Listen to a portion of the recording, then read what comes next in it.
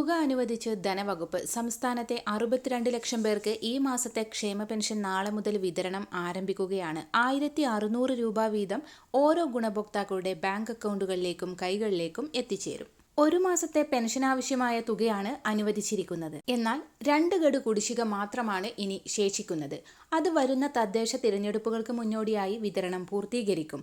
62 ലക്ഷത്തോളം ആളുകൾക്ക് പ്രതിമാസം 1600 രൂപയാണ് പെൻഷനായി ലഭിക്കുക. ഈ സർക്കാരിന്റെ 4 വർഷത്തെ കാലയളവിൽ 38,500 കോടി രൂപയോളമാണ് സാമൂഹിക സുരക്ഷാ പെൻഷൻ നൽകാനായി ആകെ അനുവദിച്ചത്.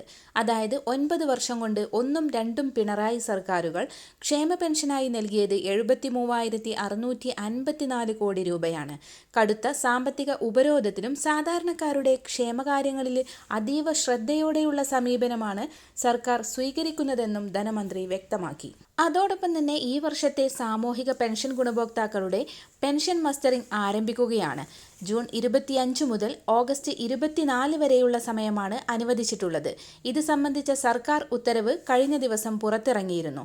2024 ഡിസംബർ 31 വരെ സാമൂഹിക സുരക്ഷാ ക്ഷേമനിധി ബോർഡ് പെൻഷൻ അനുവദിക്കപ്പെട്ട ഗുണഭോക്താക്കൾ ഈ മാസം 25 മുതൽ ഓഗസ്റ്റ് 24 വരെയുള്ള കാലയളവിനുള്ളിൽ വാർഷിക മസ്റ്ററിംഗ് പൂർത്തിയാക്കണമെന്ന് ഉത്തരവിൽ പറയുന്നു. മസ്റ്ററിങ്ങിനുള്ള അംഗീകൃത സർവീസ് ചാർജ് ഗുണഭോക്താക്കൾ തന്നെ ബന്ധപ്പെട്ട അക്ഷയ കേന്ദ്രത്തിന് നൽകണമെന്നും ഉത്തരവിൽ പറയുന്നു. അക്ഷയ കേന്ദ്രങ്ങളിലെത്തി മസ്റ്ററിംഗ് ചെയ്യാൻ 30 രൂപയും വീടുകളിലെത്തി മസ്റ്ററിംഗ് ചെയ്യാൻ 50 രൂപയുമാണ് ഫീസ് ഈടാക്കുന്നത്. സർക്കാർ അനുവദിച്ചു നൽകിയ ഈ 2 മാസത്തെ കാലയളവിനുള്ളിൽ തന്നെ എല്ലാ പെൻഷൻ ഗുണഭോക്താക്കളും മസ്റ്ററിംഗ് പൂർത്തീകരിക്കാൻ ശ്രദ്ധിക്കുക.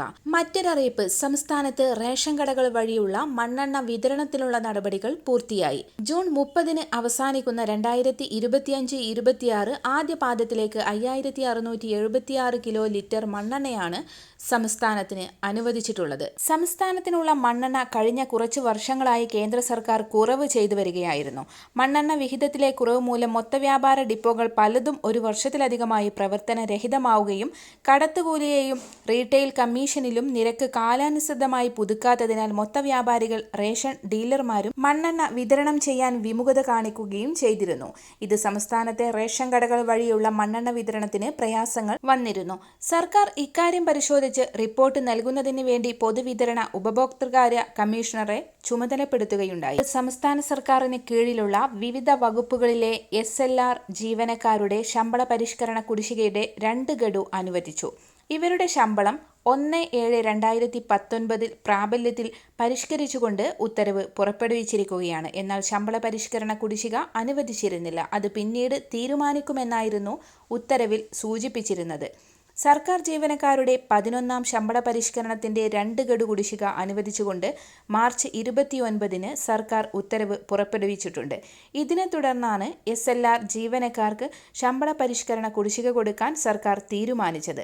ശമ്പള പരിഷ്കരണത്തിന്റെ കുടിശ്ശികയുടെ 2 ഗഡുക്കൾ, അതായത് 25% വീതം അനുവദിച്ചുകൊണ്ട് ഉത്തരവിറങ്ങി. എല്ലാവിധ സർക്കാർ അറിയിപ്പുകളും നിങ്ങളിലേക്ക് എത്താൻ ഈ ചാനൽ സബ്സ്ക്രൈബ് ചെയ്യുക.